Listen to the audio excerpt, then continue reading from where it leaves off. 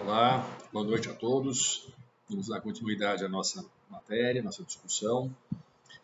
Na última abordagem falamos sobre o Estado de Direito Ambiental, abordamos algumas características, algumas discussões interessantes sobre essa feição de Estado que se preocupa com a proteção ambiental. E mais do que isso, que faz disso o valor principal a ser preservado. A ser concretizado. E apontamos que, em verdade, no Brasil a gente pode situar ainda no patamar utópico esse comportamento do Estado. Bem, vamos continuar a discussão e na aula de hoje a abordagem ela vai focar de início numa perspectiva internacional, como é possível proteger o meio ambiente na ordem jurídica internacional e, no segundo momento, a gente vai fazer uma abordagem sobre um outro meio de proteção ao meio ambiente, que não a própria utilização da ordem jurídica, mas uma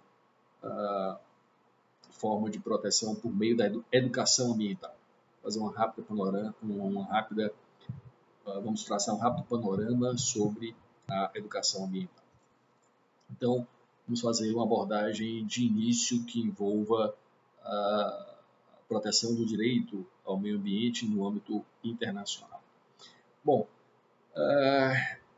de fato, na década de 70, ou na década de 60, um pouco antes, que tem-se o início de uma preocupação mais ampla com a proteção ao meio ambiente no plano internacional.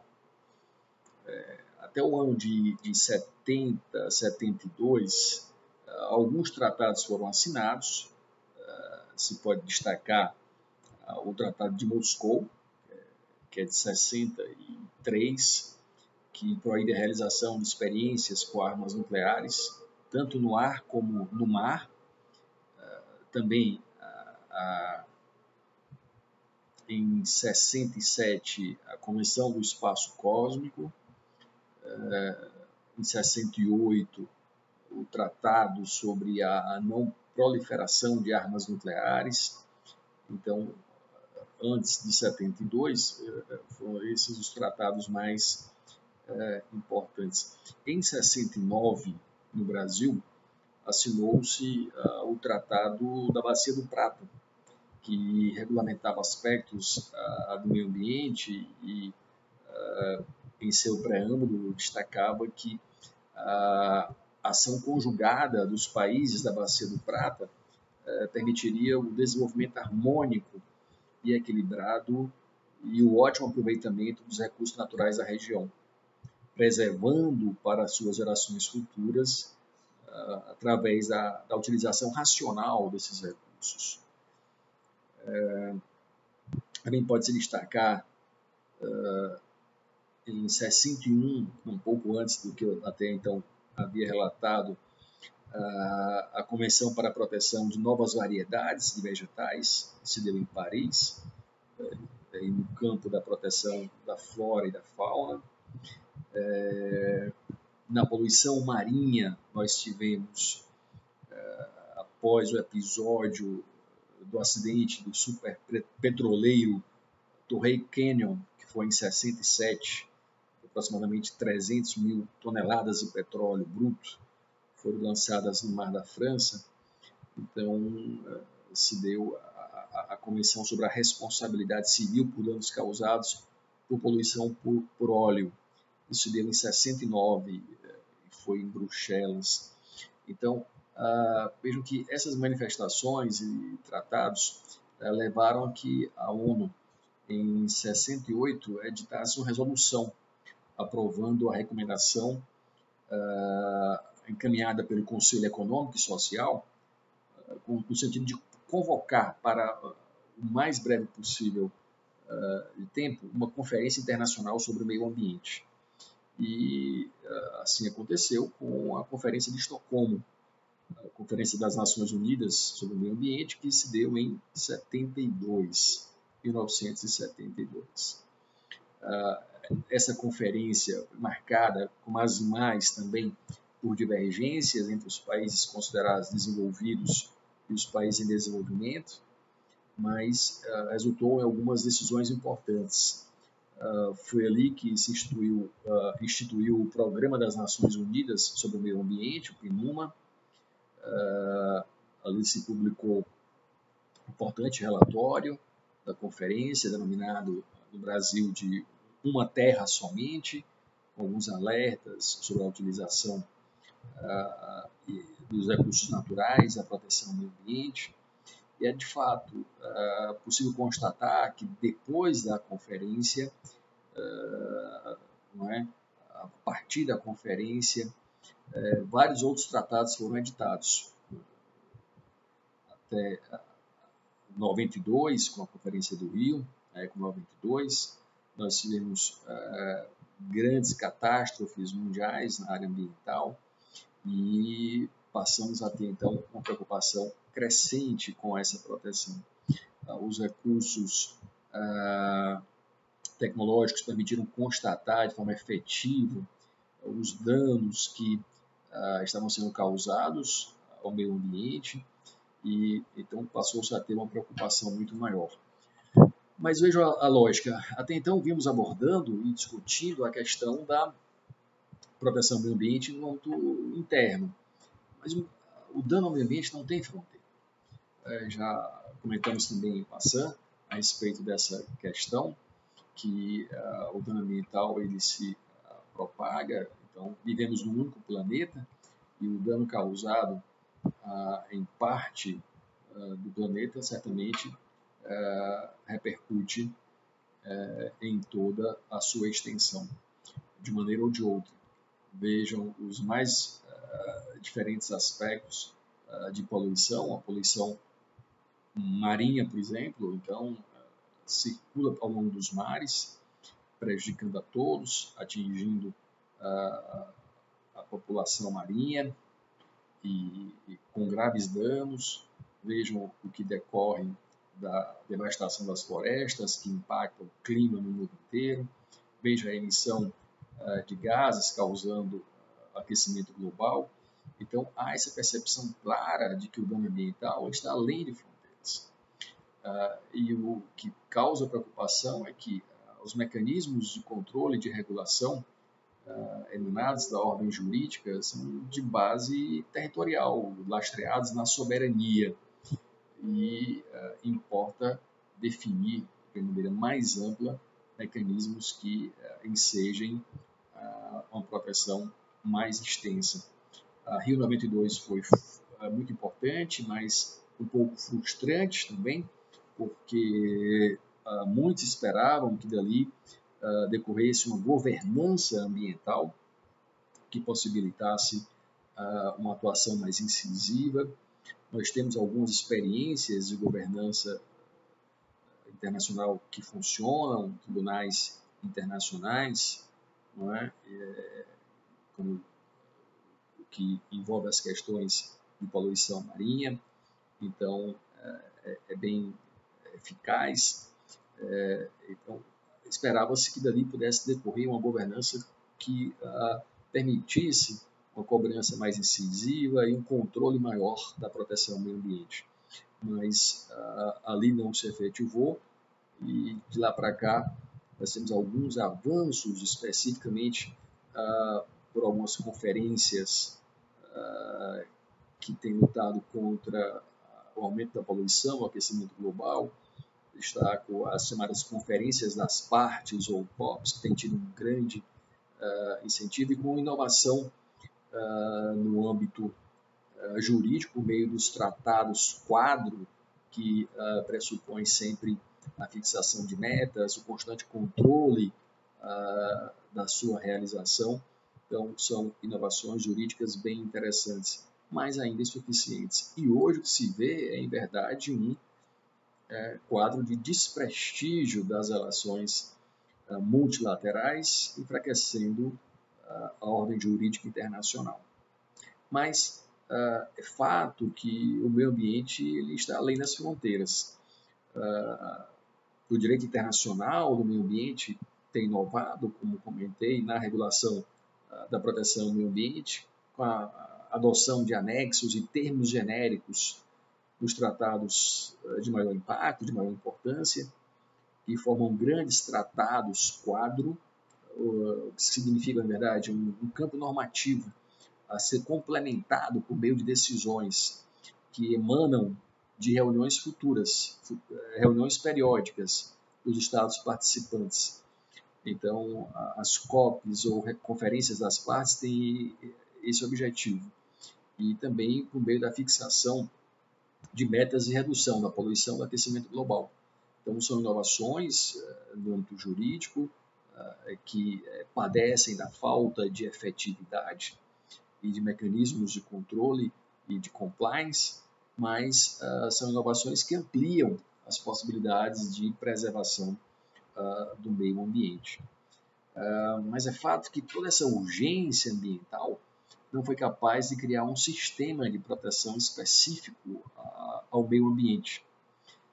Nós temos, no âmbito internacional, sistemas de proteção aos direitos civis, políticos, econômicos, sociais, culturais, que são objeto, então, já de sistemas de proteção da ONU e de organizações regionais, mas ao meio ambiente especificamente não. O direito ao meio ambiente ecologicamente equilibrado não foi expressamente previsto no texto da Declaração Universal dos Direitos Humanos, lá em 48. E por isso não tem um sistema específico de regulação e de proteção, não é? Como a gente vai verificar. Mas é fato que somente com a garantia efetiva de um ambiente ecologicamente equilibrado é que os direitos e liberdades estabelecidos naquela declaração podem ser plenamente realizados. Ali se prevê o direito à vida, o direito à saúde e como efetivá-los sem um ambiente ecologicamente equilibrado. É patente que os direitos estão vinculados. E hoje nós temos uma complexa rede que é criada para proteger direitos humanos definidos pela Declaração Universal. E a partir das primeiras iniciativas da ONU na área ambiental, a partir da Conferência de Estocolmo, ali se fez uma declaração de Estocolmo. Então, a ideia é adaptar-se ao conceito de que é importante o acesso a um ambiente sadio e que esse acesso é um direito humano também a ser garantido. Então, a partir da Declaração de Estocolmo, de 72, na época da conferência, tem se tentado dar uma nova feição à Declaração Universal dos Direitos Humanos para a inclusão da proteção ao meio ambiente. Bom, mas diante dessa impossibilidade, dessas dificuldades de efetivação da proteção ao meio ambiente, como direito humano, repito, pela sua não caracterização como tal, já que não constava da Carta, a Declaração dos Direitos Humanos de 48, o que se pode fazer para proteger o meio ambiente no plano internacional? O que se tem defendido é a utilização da técnica do ricochete, que importa na proteção por via indireta. A partir da proteção de outros direitos humanos, busca-se a proteção do meio ambiente. Na verdade, significaria o esverdeamento dos direitos políticos, sociais, civis, econômicos e culturais.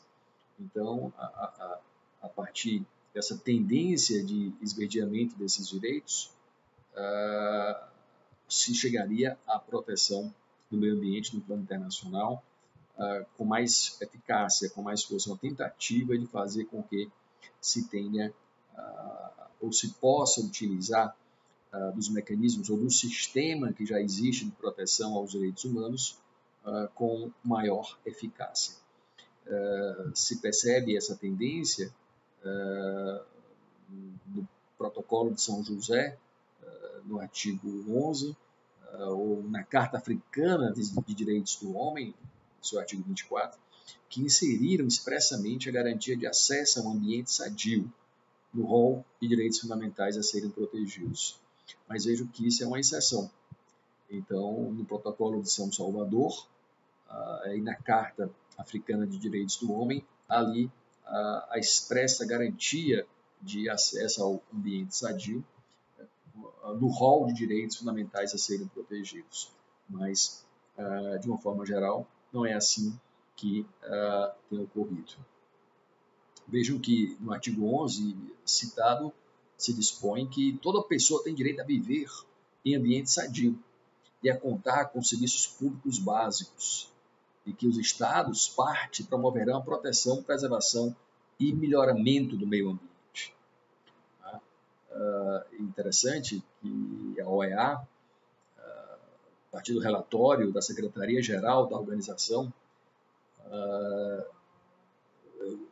dispôs e destacou exemplos de proteção ambiental pela via reflexa.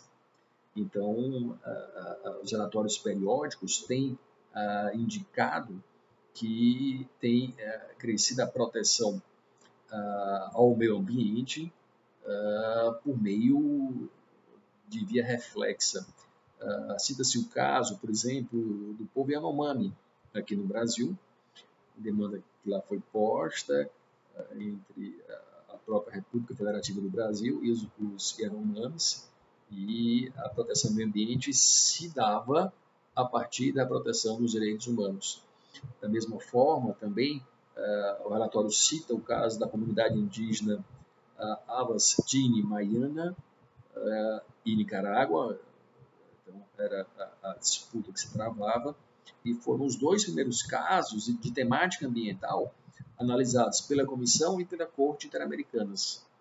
Então, a temática ambiental chegando à análise, mas lastreada nos direitos humanos, no direito à vida, no direito à saúde, então, pela técnica reflexa. Então, é fato que há muito por se fazer. Não há dúvida que o aspecto da transnacionalidade do dano ambiental é característico, não é? De sua ocorrência. Caracterizar a proteção ao meio ambiente como direito humano amplia a sua proteção, e mesmo que se faça pela técnica do ricochete, dessa proteção reflexa, amplia as possibilidades de resguardo do direito ao meio ambiente sadio. Como eu vos disse, a grande dificuldade atualmente de tornar efetivo o direito ao meio ambiente sadio, pelo contexto, o cenário internacional, mas há essa possibilidade de que se utilize o sistema atual com o objetivo de ampliar a proteção ao meio ambiente por meio da proteção dos direitos humanos. É uma alternativa interessante diante de uma ausência de governança, diante da constatação de que há o enfraquecimento das relações multilaterais, a prevalência do bilateralismo. Então, qualquer alternativa que venha a fortalecer a proteção do meio ambiente deve ser prestigiada. E é um caminho. Então, como se faz no sistema de proteção americano, como se faz em África, é possível que, de uma forma mais ampla, por meio desse esverdeamento dos direitos humanos, se alcance algum avanço no âmbito internacional. Porque, de outra ordem, o que se tem é uma grande resistência à efetivação, a partir da atuação explícita dos maiores poluidores, no sentido de enfraquecer os tratados e de não participarem do esforço coletivo de preservação. Então, uma boa legislação nacional precisa estar em interação com a ordem internacional a fim de ter eficácia. E imaginem o Brasil com seus vizinhos, nós tivemos uma boa regulação no que se refere à proteção ambiental, certamente não estaremos protegidos em relação aos danos que advêm da prática irregular em outros países. Então, é necessário muito se fazer e as perspectivas no internacional não são tão favoráveis. Mas também é importante se destacar que a ONU tem se preocupado com com esses problemas e tem procurado alternativas. Eu gostaria de destacar a Agenda 2030, que estabelece os Objetivos de Desenvolvimento Sustentável, que são objetivos a serem alcançados. A ONU aponta uma agenda, que na verdade é um plano de ação que engloba as pessoas, o planeta e o próprio desenvolvimento, com o objetivo de permitir mais tranquilidade, permitir paz universal. E dentro desse contexto, reconhece-se que tem destaque a erradicação da pobreza, que é um desafio, a proteção ao meio ambiente. Então, que é preciso um esforço coletivo de países e de grupos interessados por meio de colaboração na implementação de um plano que permita afastar a pobreza e proteger o planeta. As coisas estão vinculadas. É preciso que eu tire as pessoas da pobreza ao mesmo tempo que eu proteja o planeta. Então, essa agenda ela estabelece 17 objetivos de desenvolvimento sustentável, fixa metas a fim de que se verifique se esses objetivos estão sendo alcançados e procura, então, estabelecer um programa de atuação que proteja as pessoas, que proteja o planeta, que garanta prosperidade, paz. E como isso se dá? Em relação às pessoas, a tônica é acabar com a pobreza e com a fome, em qualquer de suas formas e dimensões, e garantir aos seres humanos a realização do seu potencial, um potencial de desenvolvimento em um ambiente saudável. No que se refere ao planeta, a Agenda 2030 estabelece que é preciso proteger o planeta da degradação, fomentando o consumo e a produção sustentável, fomentando a gestão sustentável dos recursos naturais, medidas urgentes para combater a mudança climática, a fim de que se possa atender ao interesse das gerações atuais e futuras. A agenda também se preocupa com a prosperidade, destaca que o que se quer é que os seres humanos possam desfrutar de uma vida próspera e de realização pessoal, que o progresso econômico, social e tecnológico se dê em harmonia com a natureza. E, por meio dessas iniciativas, destaca que, assim, teremos sociedades pacíficas, justas, inclusivas, livres do medo e da violência. Então, destaca a agenda que não pode haver desenvolvimento sustentável sem paz, e que não há paz sem desenvolvimento sustentável. Então, é essa a tônica. Percebam que os objetivos estão envolvidos num contexto em que há um esforço global, que é necessário uma parceria que leva a mobilizar os meios necessários para implementar a agenda.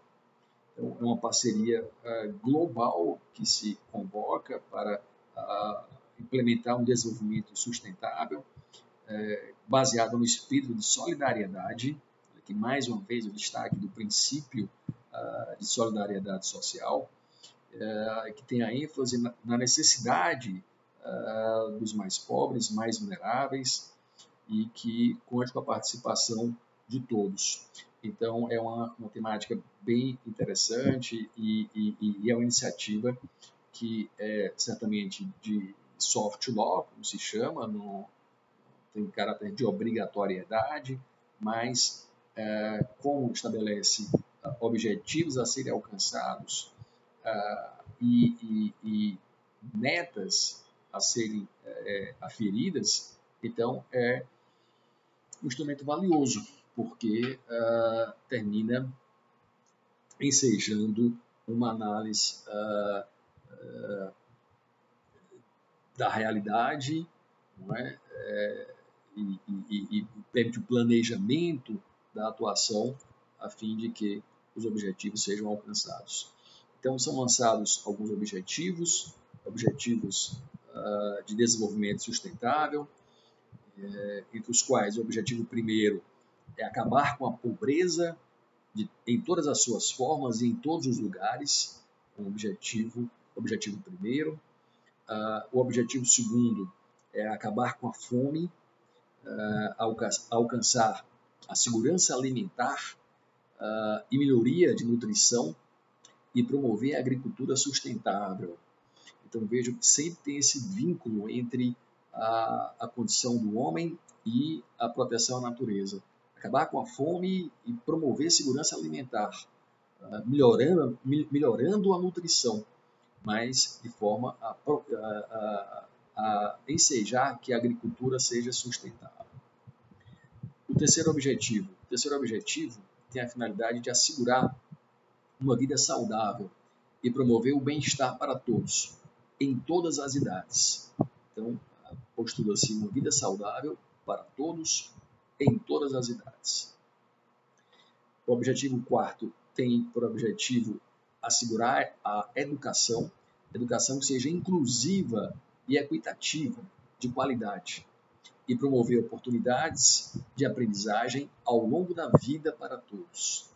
Então, que ninguém fique para trás. A educação como a forma central de inclusão, gerando oportunidades a todos, que ninguém fique para trás.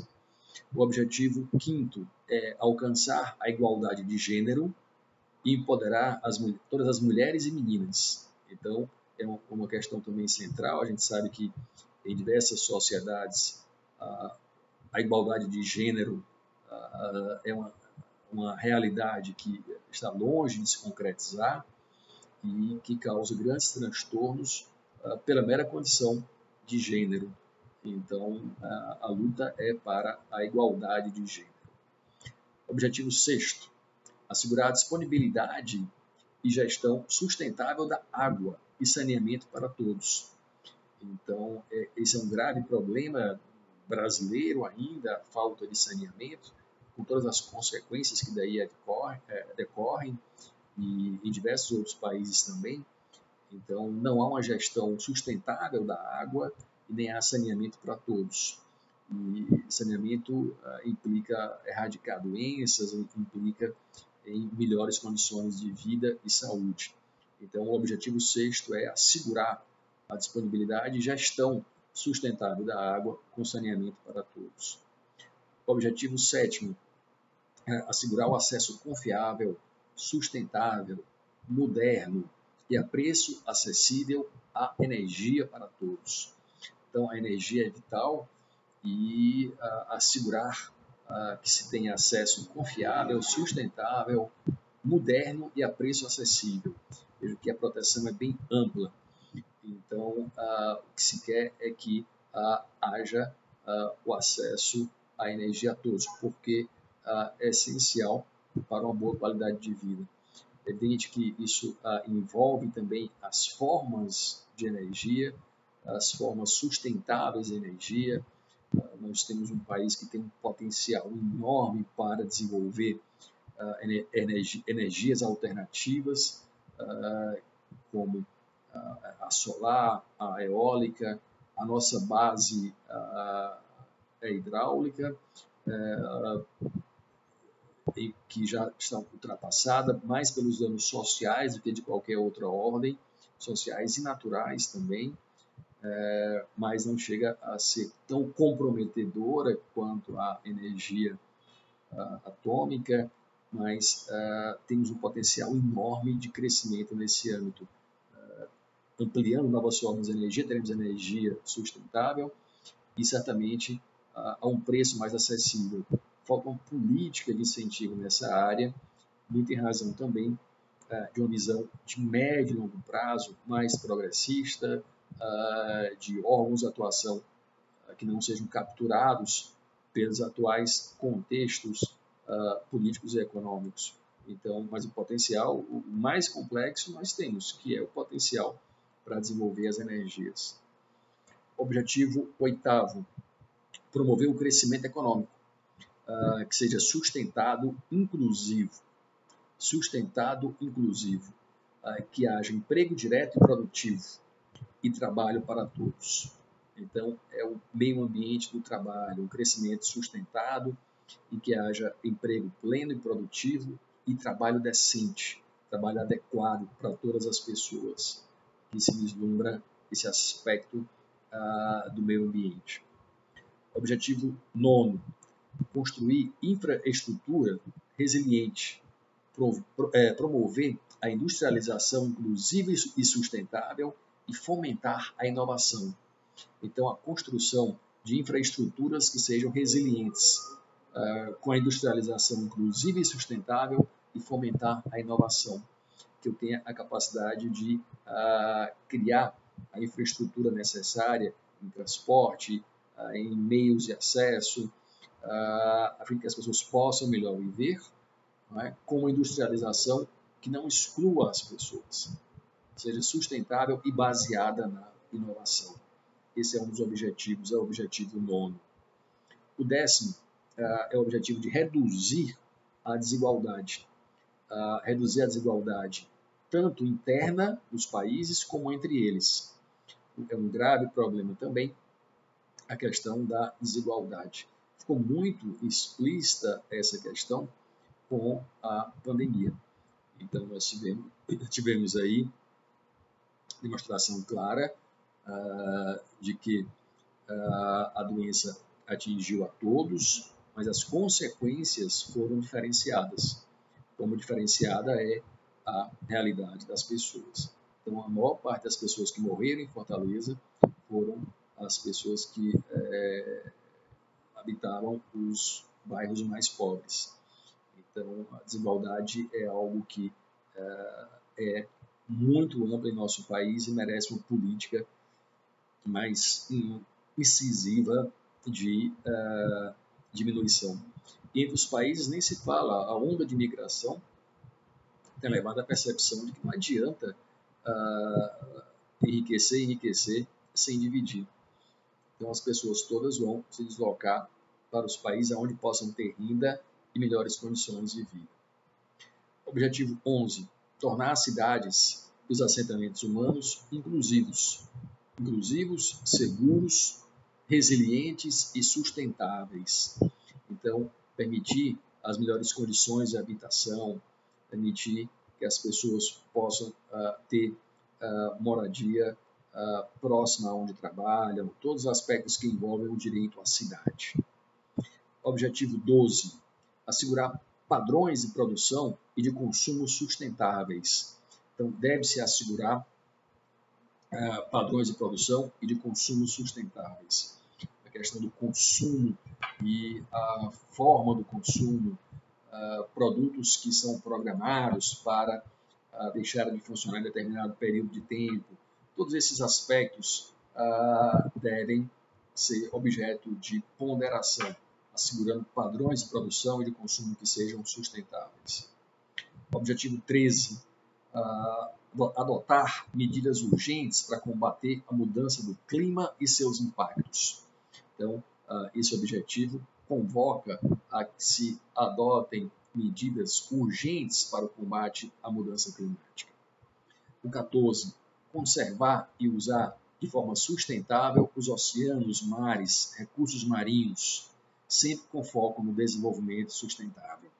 Isso me chama a atenção de imediato na questão dos plásticos, uma verdadeira catástrofe que ocorre nos mares, porque as populações marinhas estão consumindo um produto que causa grande dano, sem defesa em relação ao mesmo, e isso tem causado uma preocupação muito grande.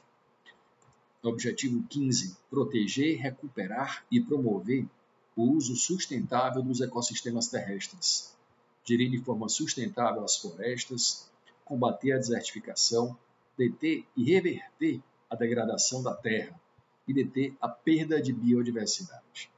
Então, no Brasil especialmente, a nossa maior riqueza é a nossa biodiversidade, tão combalida em razão de constantes ofensas, o que se passa agora no Pantanal, na floresta amazônica.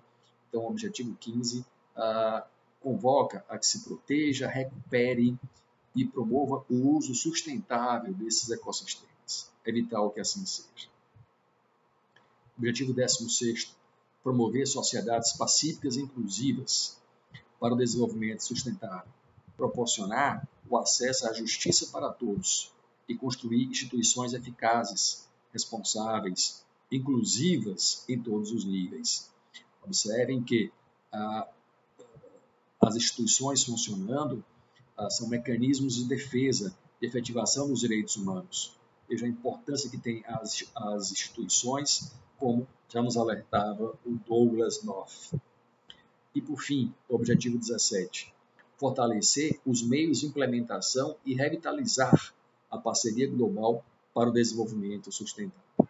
Então, é um dos objetivos criar os mecanismos de realização dos próprios objetivos, por meio de parceria global para o desenvolvimento. Então, a iniciativa da ONU, flagrantemente de caráter voluntário, típica norma soft law, como se chama, é uma iniciativa que merece ser louvada e depende de um esforço efetivo de implementação. Quais são os esforços que têm sido observados no âmbito do direito brasileiro, no âmbito do Estado brasileiro? Algumas iniciativas têm sido feitas. No âmbito do Poder Judiciário, então, tem comissões que são criadas para tentar colaborar na implementação desses objetivos, perceber dentro das funções típicas do Poder Judiciário o que é que pode ser agregado, não é? O que pode ser realizado para a efetivação desses objetivos, e já de algum tempo tem havido essa preocupação.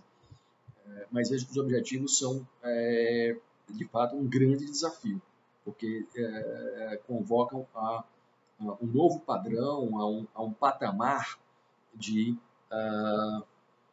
construção de um modo de vida diferente, e dependem de uma atuação incisiva dos governos, não só dos governos, mas certamente que os governos têm um papel importante nesse contexto, um papel muito importante nesses contextos. Essa não é a única iniciativa da ONU.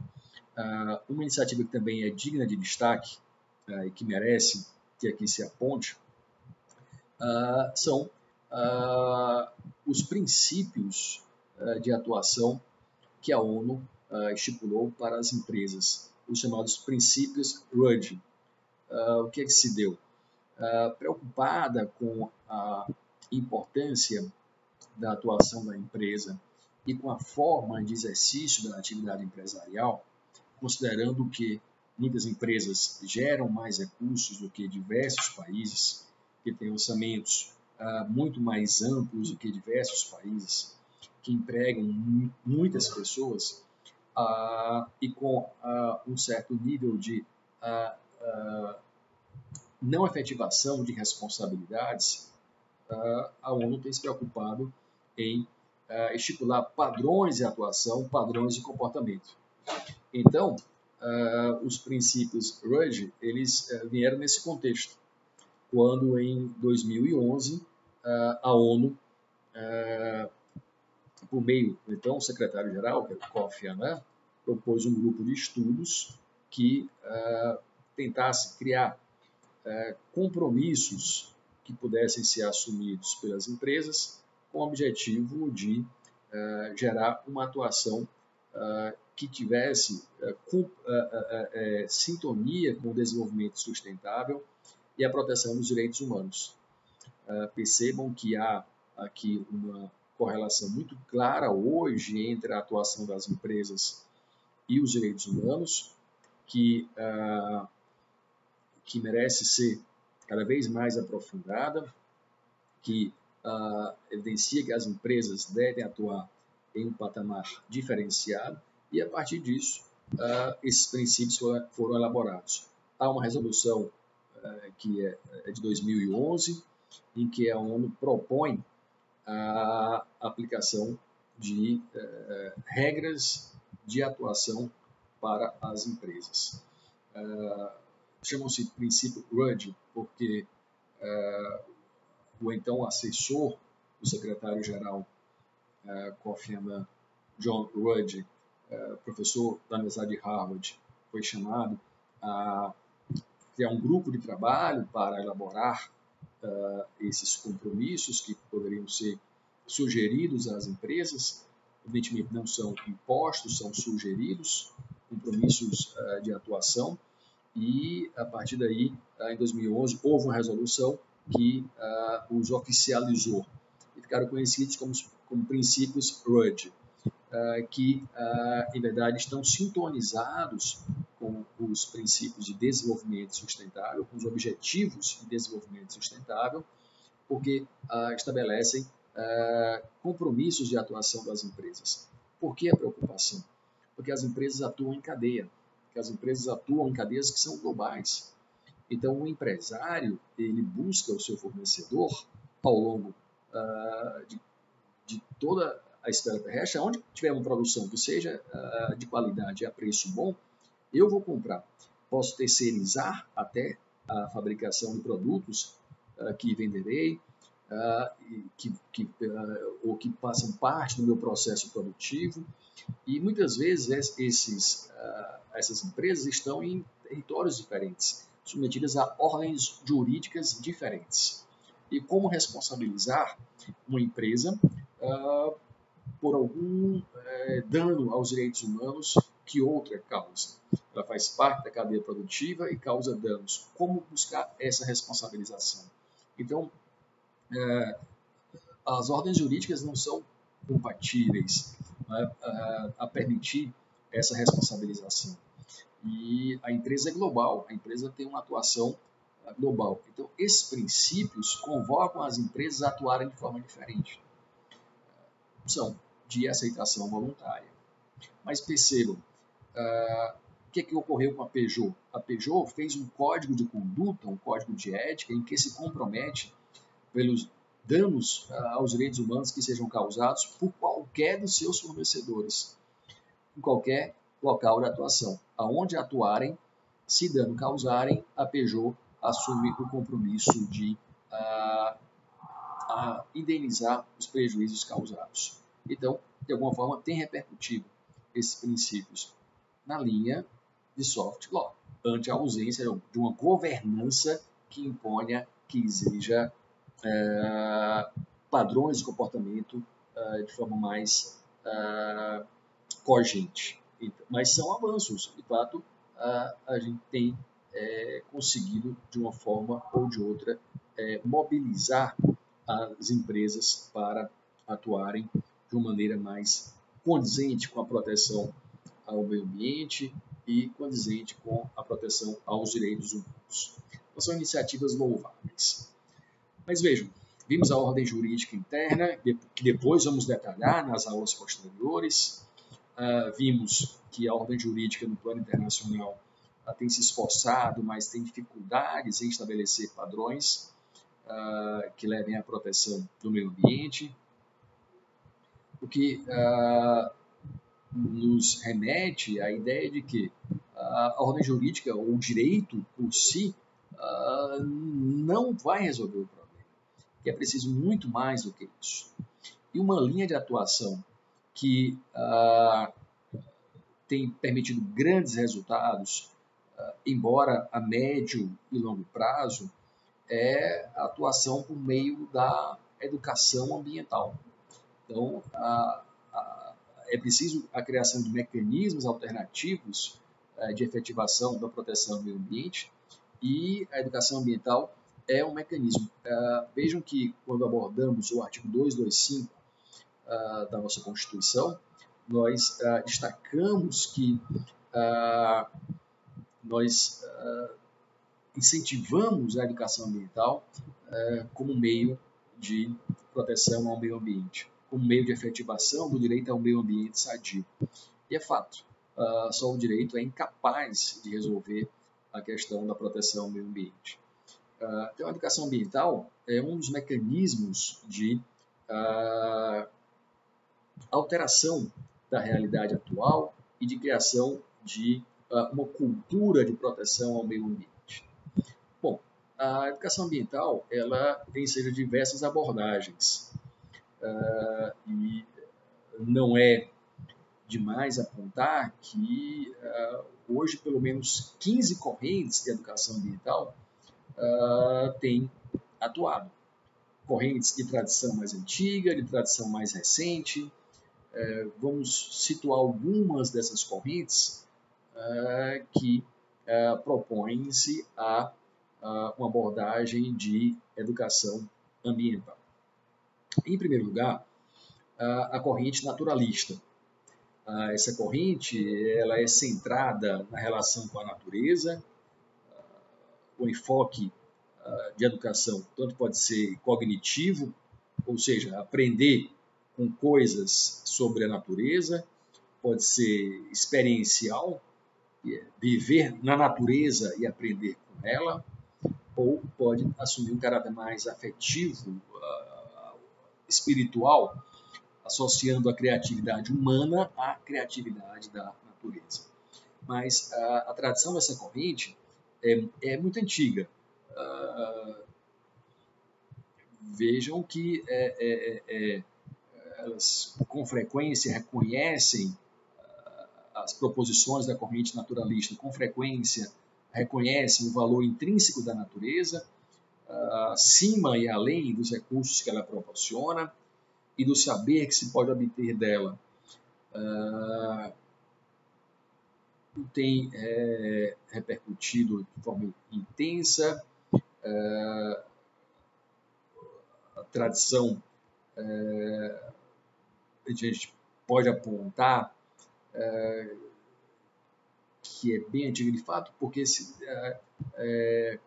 a aprendizagem por imersão e imitação é muito frequente, pode se associar a essa visão da educação ambiental a movimentos de educação para o meio natural, ou proposições de educação ao ar livre, que tem ocorrido com muita frequência, e é um modo de educação que é eficaz pelo contato muito próximo com a natureza. Mas eu queria destacar que são diversas correntes que não se excluem, são correntes que privilegiam um ou outro aspecto na relação com a natureza, no modo de educar para proteger, mas que, em absoluto, são correntes que se excluem ou que sejam antagônicas. Então, essa corrente naturalista foca no aprendizado muito vinculado à natureza em si. Uma outra corrente é a conservacionista.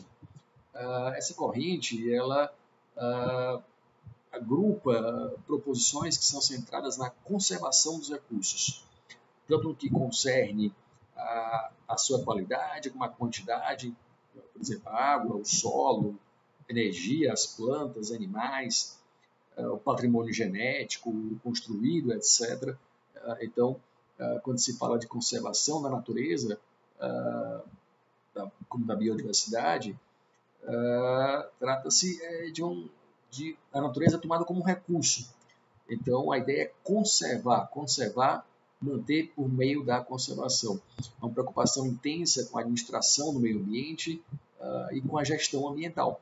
Então, a perspectiva aqui é de criar condições, mecanismos para que haja uma melhor gestão dos recursos ambientais. Essa é a preocupação dessa corrente de educação ambiental.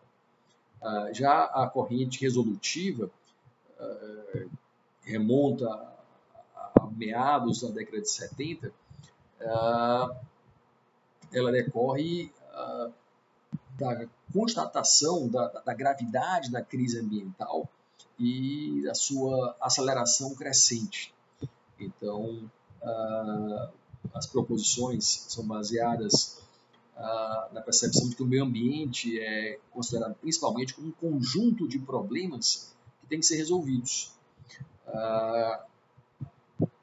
Veja, é na linha do que tem sido proposto por algumas entidades, até pela própria Unesco, que tem um programa específico de educação ambiental, em que a questão era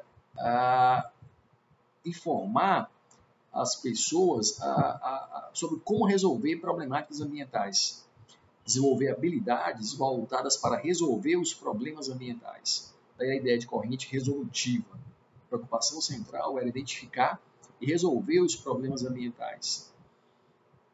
Então, o imperativo aqui era o imperativo de ação, de modificar comportamentos ou projetos coletivos. Então, essa é a ideia da corrente resolutiva. A corrente sistêmica tem um enfoque que permite conhecer e compreender de forma adequada realidades e problemáticas ambientais. A análise sistêmica permite identificar os componentes de um sistema ambiental e apontar as relações entre esses componentes a fim de que haja uma situação ambiental equilibrada. Então, o enfoque é de natureza cognitiva e a perspectiva é de tomar decisões ótimas, buscar conhecer o ambiente, os elementos que o compõem e lutar pelo equilíbrio. Então, demandam-se habilidades ligadas à análise e à síntese. É uma corrente de educação ambiental que se apoia frequentemente em construções da ecologia, da biologia, mas em perspectiva transdisciplinar. Então, essa é a abordagem sistêmica.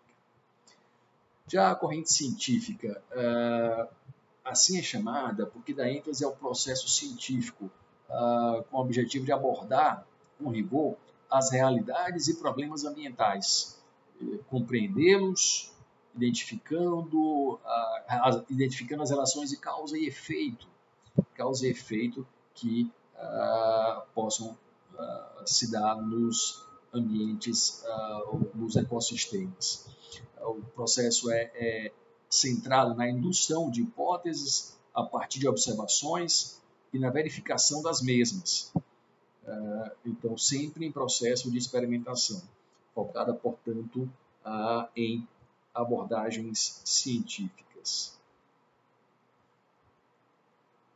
A corrente humanista dá ênfase mais à dimensão humana do meio ambiente. Então, mais na interseção entre natureza e cultura. O ambiente não é somente tomado como um conjunto de elementos biofísicos que bastasse ser abordado com objetividade. Então, em verdade, se procura uma abordagem que considere dimensões históricas, culturais, políticas, econômicas, estéticas. Não se pode abordar o meio ambiente sem se levar em conta sua significação, seu valor simbólico. O patrimônio não é somente natural, é igualmente cultural. Igualmente cultural. Então, as construções, ordenamentos humanos compõem o meio ambiente é também a cidade, a praça, os jardins. Então, é nessa perspectiva que se deve promover a educação ambiental. Lembro do conceito de meio ambiente que já discutimos, que nos leva a diversas considerações. Bom, uma outra corrente é a corrente moral ética, que engloba os educadores que consideram que o fundamento da relação com o meio ambiente é de ordem ética e que é nesse nível que se deve intervir a partir da construção de conjunto de valores éticos. Então, as proposições de educação ambiental devem dar ênfase ao desenvolvimento dos valores ambientais. Valores ambientais. A adoção de uma moral ambiental com prescrição de comportamentos ambientalmente desejáveis, é essa linha da corrente de educação ambiental moral ou ética. Moral ou ética. Já a corrente holística, ela o enfoque que é pautado pela análise analítica e racional das realidades ambientais, e que destaca que é preciso levar em conta não apenas o conjunto das múltiplas dimensões das realidades socioambientais, como também é preciso levar em consideração as dimensões das pessoas, da pessoa que entra em relação com essa realidade, da complexidade, liberdade de cada um no mundo. Então, o sentido de global aqui é diferente de planetário. Significa antes holístico, refere-se à totalidade de cada ser, cada realidade e a rede de relações que une esses indivíduos, que une os seres entre si em conjuntos onde eles se realizam. Então, ela não associa proposições homogêneas como outras correntes. Algumas preocupações são centradas em aspectos psicopedagógicos, são, em verdade,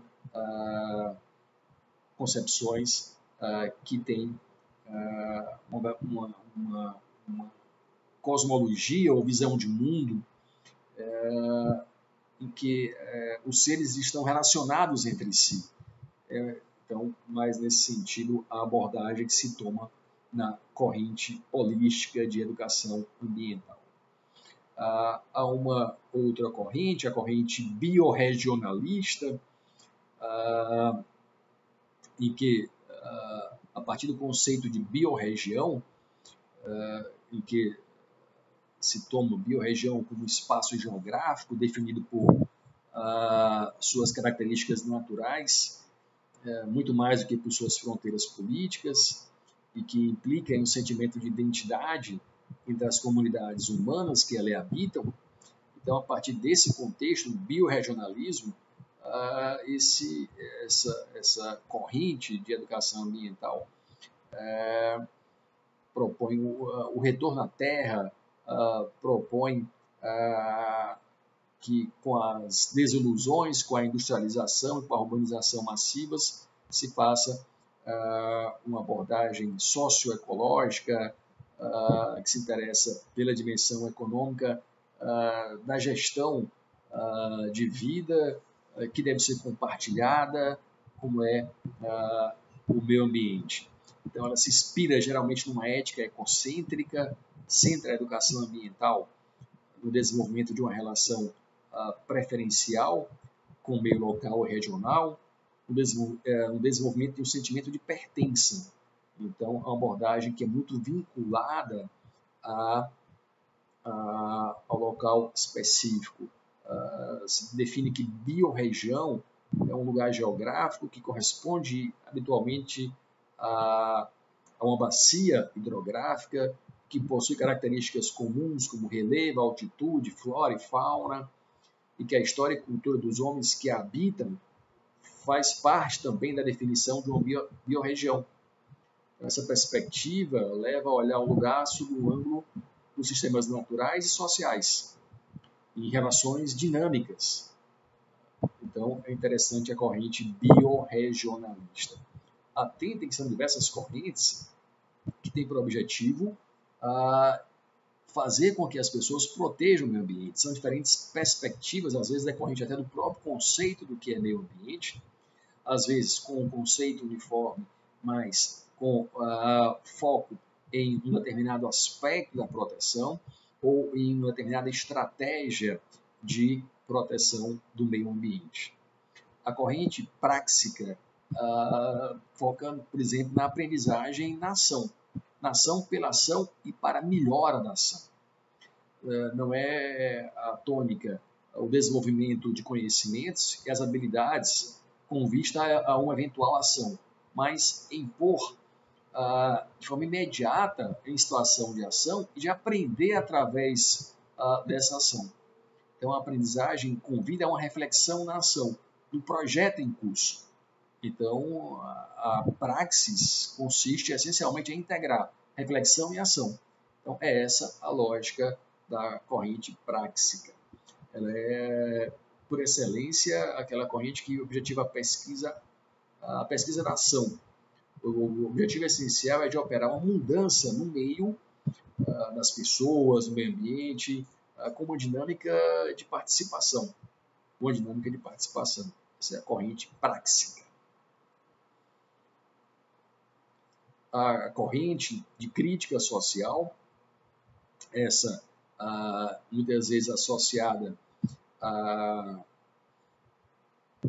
corrente práxica, ambas se inspiram na teoria crítica, que é a teoria desenvolvida de início nas ciências sociais e que também tem muito espaço no campo da educação. E a corrente da crítica social, ela baseia-se na análise das dinâmicas sociais que se encontram na base das realidades e problemas ambientais. Então, a análise de intenções, posições, argumentos, valores explícitos e implícitos, decisões e ações dos protagonistas em cada situação. Então, é uma abordagem que considera as relações de poder, considera quem decide o quê, para quê, por quê. Então, essa é a corrente da crítica social focada na educação ambiental. Há uma corrente chamada corrente feminista, que decorre mesmo da corrente da crítica social e que adota a análise e a denúncia das relações de poder dentro dos grupos sociais. E além disso, dá ênfase nas relações de poder que os homens exercem sobre as mulheres, em certos contextos, inclusive no contexto ambiental. Então, estabelece uma ligação entre a dominação das mulheres e a da natureza. O objetivo é trabalhar para restabelecer relações harmônicas com a natureza, em que se pressupõe um projeto social que aponte para a harmonização das relações entre os humanos e, mais especificamente, entre os homens e as mulheres. O equilíbrio de gênero como essencial para a proteção ao meio ambiente. Então, é a corrente feminista. Interessante essa abordagem, não é? Que vincula gênero à proteção ambiental. É bem interessante. Bom, ainda temos a corrente etnográfica, que dá ênfase ao caráter cultural da relação com o meio ambiente. A educação ambiental, segundo a corrente, não deve impor uma visão do mundo, é preciso levar em conta a cultura de referência das populações ou das comunidades envolvidas. Então, pressupõe essa abordagem a partir da cultura de uma dada região. Também há a corrente da ecoeducação, uma corrente que é dominada pela perspectiva educacional, da própria educação ambiental. Não se trata de resolver problemas, mas de aproveitar a relação com o meio ambiente para o desenvolvimento pessoal, para o fundamento de um atuar significativo e responsável. O meio ambiente é encarado como uma esfera de interação essencial para a formação ecológica. Então, é a proposição da ecoeducação. Tem algumas subvertentes, mas eu não irei aqui detalhar. Temos ainda a corrente da sustentabilidade. Então, a partir da década de 80, essa ideia do desenvolvimento sustentável passa a ganhar importância no movimento da educação ambiental e se impõe como uma perspectiva que é muito reproduzida. Já nas recomendações da Agenda 21, que resultou da Cúpula da Terra em 92, havia o objetivo de contribuir para a promoção do desenvolvimento sustentável, que supõe que o desenvolvimento econômico, considerado como base do desenvolvimento humano, é indissociável da conservação de recursos naturais e de uma repartição equitativa de recursos. Então, a lógica é aprender a utilizar os recursos racionalmente para que haja para todos no futuro. Então, a educação ambiental é uma ferramenta a serviço do desenvolvimento sustentável, uma corrente que tem muitos adeptos. Eles pregam, então, que se associe a ideia de educação ambiental à ideia de desenvolvimento sustentável. Percebam que são inúmeras as opções de abordagem da educação ambiental. Mas, repito o que já destaquei, não há uma relação de antagonismo, há uma distinção de método, há uma distinção de como é possível utilizar a educação ambiental para promover a proteção ao meio ambiente. Muito bem, então nós nos encontraremos logo mais para a abordagem do texto que lhes foi passado e para os comentários acerca dessa aula, ok? Então, um abraço a todos e até as nossas discussões.